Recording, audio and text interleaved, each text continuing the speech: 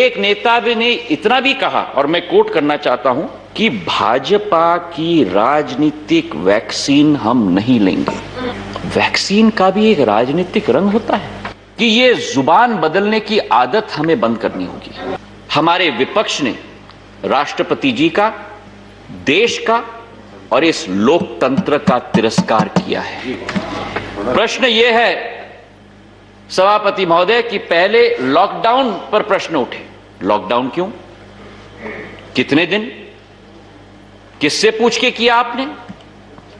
उसके बाद जब अनलॉक की प्रक्रिया शुरू हुई तो उस पर प्रश्न, अनलॉक क्यों, कब होगा, कैसे होगा, किससे पूछ के किया आपने?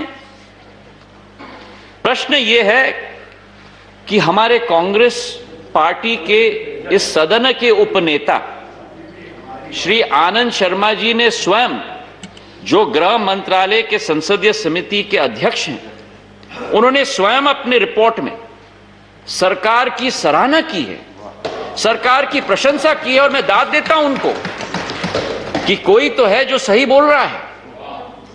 और मैं कोट करना चाहता हूं, उन्होंने कहा है कि the committee appreciates the efforts made by the government for the management of COVID-19 pandemic.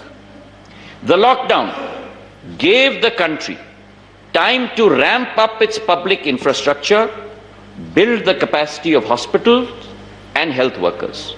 Unquote. और इसके बाद भी हमारे कई प्रतिपक्ष के नेताओं ने वैक्सीन के आपातकालीन उपयोग पर प्रश्न उठाए। मैं पूछना चाहता हूं कि जब United states of America, United kingdom, रूस, चीन वैक्सीन के आपातकालीन उपयोग के लिए फेज 3 ट्रायल समाप्त होने के पहले अनुमति प्रदान कर सकते हैं, तो क्या हमारी सरकार देश की जनता की जान बचाने के लिए आपातकालीन परमिशन देश में क्यों नहीं दे सकती? प्रश्न यह है कि एक नेता ने इतना भी कहा, और मैं कोट करना चाहता हूं, कि भाजपा की राजनीतिक वैक्सीन हम नहीं लेंगे। वैक्सीन का भी एक राजनीतिक रंग होता है, स्वास्थ्य का भी एक राजनीतिक रंग होता है। मुझे तो आश्चर्य होता है। और इसके बाद कई विपक्ष के नेताओं ने कहा कि ठीक है, आपातकालीन उपयोग की अनुमति आपने प्रदान कर दी, लेकिन उसका क्रियान्वयन करने के लिए एक ढांचा हमारे देश में हमारे पास नहीं।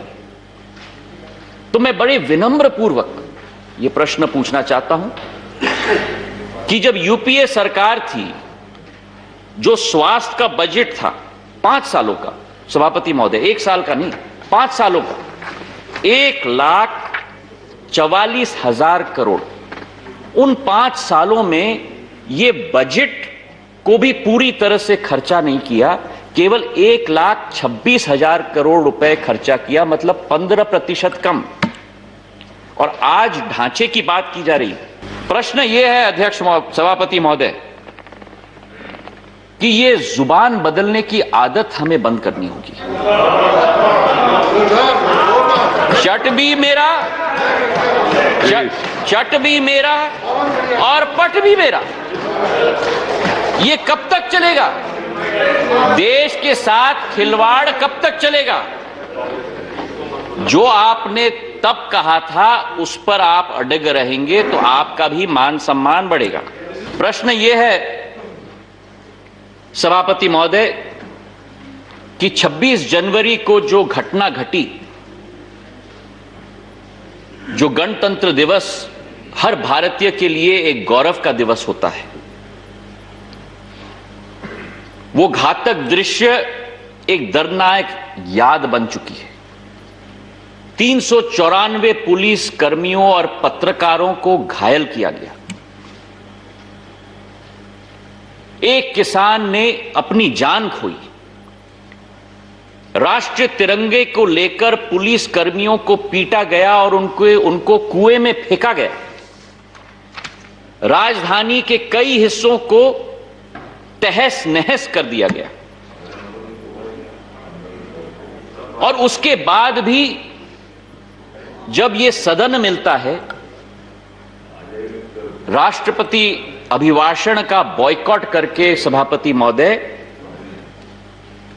हमारे विपक्ष ने राष्ट्रपति जी का, देश का और इस लोकतंत्र का तिरस्कार किया है।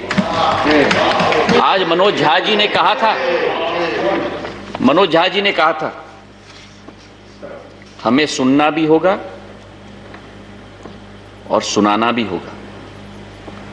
समझना भी होगा। सुनाने के लिए तो आप आ गए, लेकिन सुनने के लिए आप नहीं आए थे। कथनी और करनी में अंतर नहीं होना चाहिए सभापति महोदय।